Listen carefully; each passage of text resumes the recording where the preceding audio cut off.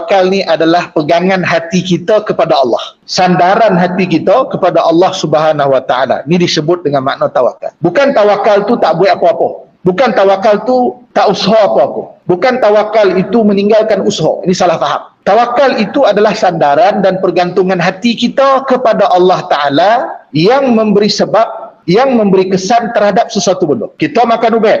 Ubat yang kita makan tu bukan menyembuhkan. Kita menyandarkan kepada Allah Subhanahu Wa Taala yang memberi kesembuhan. Dan lalu kita makan ubat tu bukan bergantung kepada ubat tersebut yang menyembuhkan kita.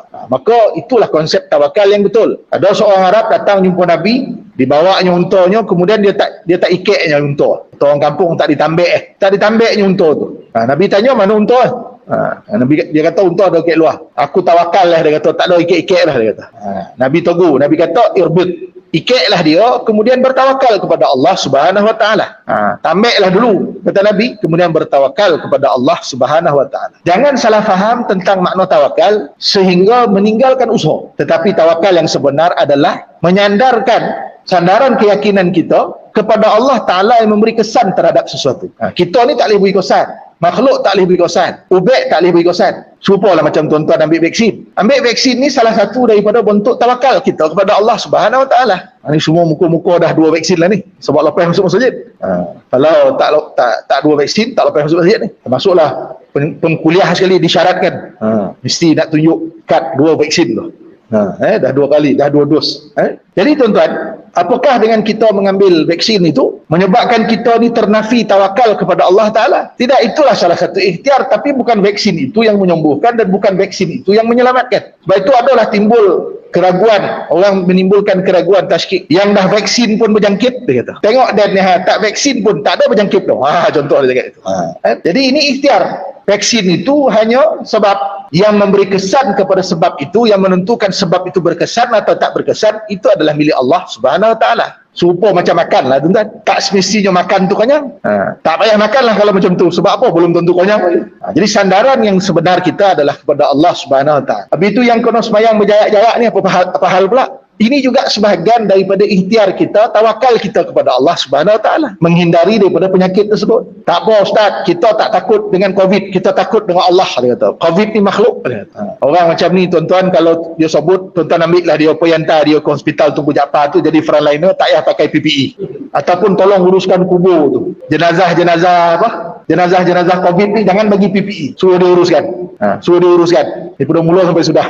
Sebab itu bukan bermakna bila kita sebut kita tawakal, kita menafikan usaha, menafikan ikhtiar. Usaha tapi bukan bergantung dengan usaha itu yang menyampaikan kepada maksud ataupun kesan sesuatu perkara. Sebab itu tuan-tuan, orang yang bertawakal ini adalah orang yang bersandar kepada kekuatan Allah Subhanahu Wa Taala, mengakui kelemahannya dan menyerahkan urusannya kepada Allah Subhanahu Wa Taala. Dan satu salah faham kita tentang makna tawakal ni apa dia?